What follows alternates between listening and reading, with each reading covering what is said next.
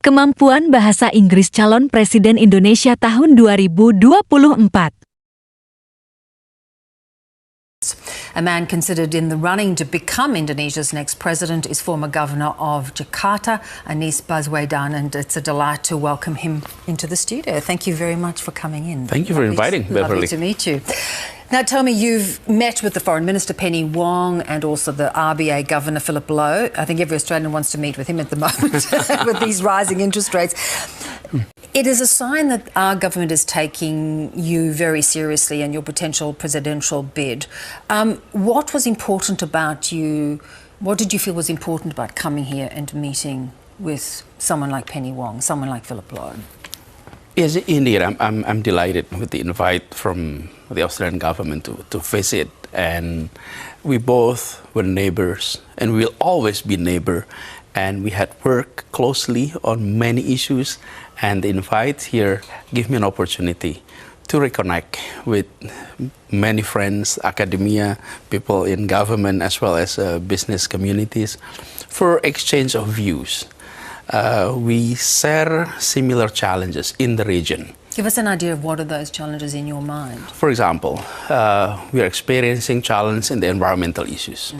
Climate change is definitely an issue that we have to tackle together. And then about growth and prosperity in the region. And then also balance in terms of stability in the region. So many of that, and it's always good to hear a perspective of our neighbors. And I truly appreciate Australia's stance on many issues that Indonesia is facing, and including, which is always repeated, the importance of having an integrated territorial in Indonesia. And Australia has repeatedly saying that we supported an integrated Indonesia, and that is important for us too. Yeah. And on the other hand, you know, we would like to see more people-to-people exchange. I think on the G2G partnership has been very strong. I think this is among the highest of all time. And then the business-to-business need to grow even further. Yes, we do, because I mean that has been a criticism of President Widodo, that the development, the potential development business-wise between Australia and Indonesia has not really cemented itself. Is that a priority for you?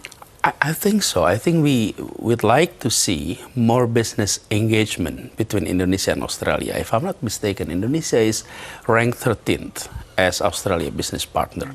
We'd like to see that go up a lot higher.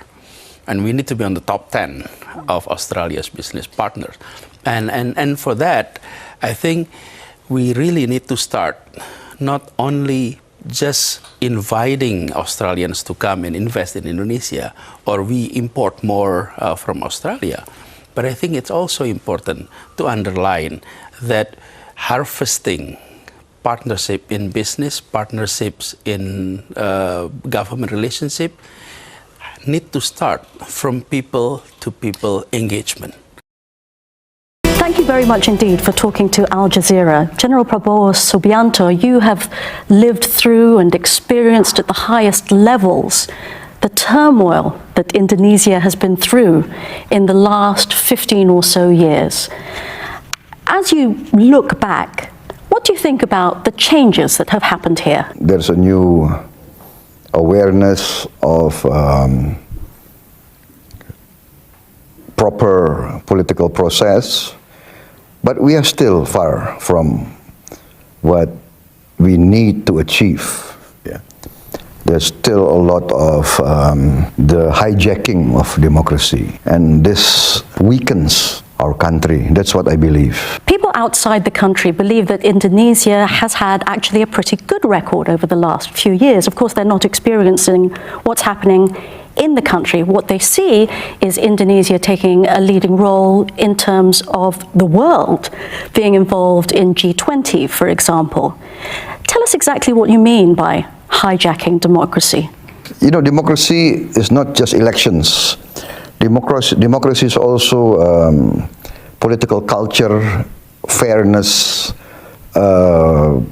transparency.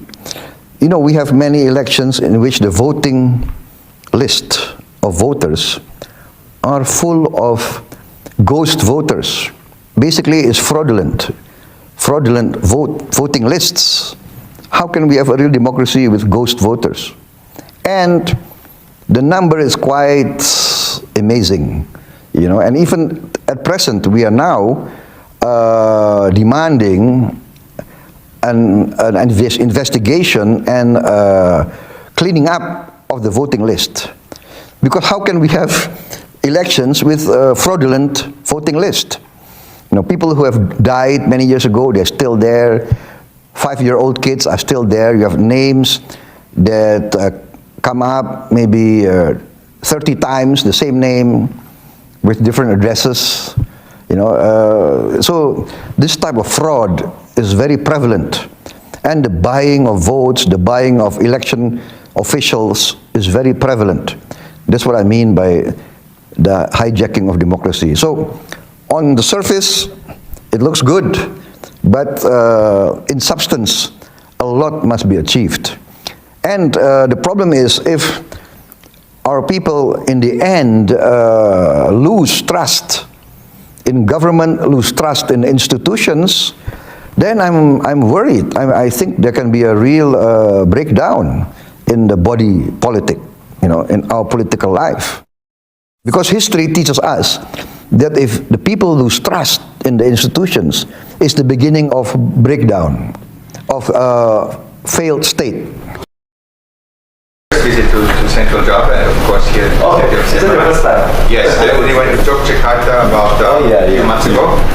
But Central Java was a little more difficult with the pandemic. I think it's getting better now with the vaccination. Regarding the education cooperation, we do not have exchange of education with your province at the moment. And Austria is very strong in education, exchange of professors, and we have cooperation with different universities.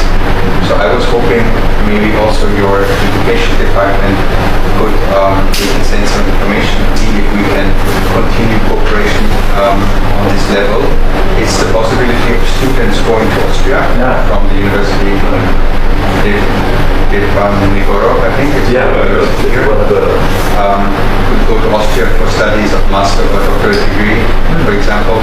And we have an exchange program that is always very successful, and that could be an interesting option also for your region, because it's something which we try to support. We try to continue this cooperation and expand it. We're very strong already. Honorary Consul knows in Jakarta, very strong cooperation already.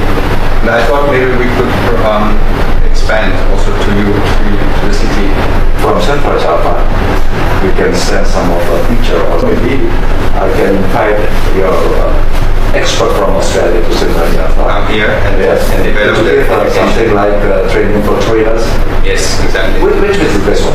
The best one, what we do first is normally that they come here and they build up the vocational training center, teach them, and after that there's exchange possible.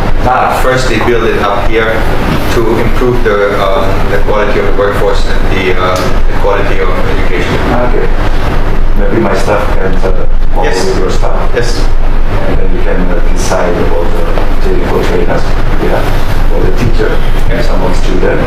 And after this, we can send some of student or teacher go to the Australia. And then we come back and develop a new system, I think, for some of school in Central Java. Yep. So I want to learn from their experiences in Australia, the relation between the school and industry.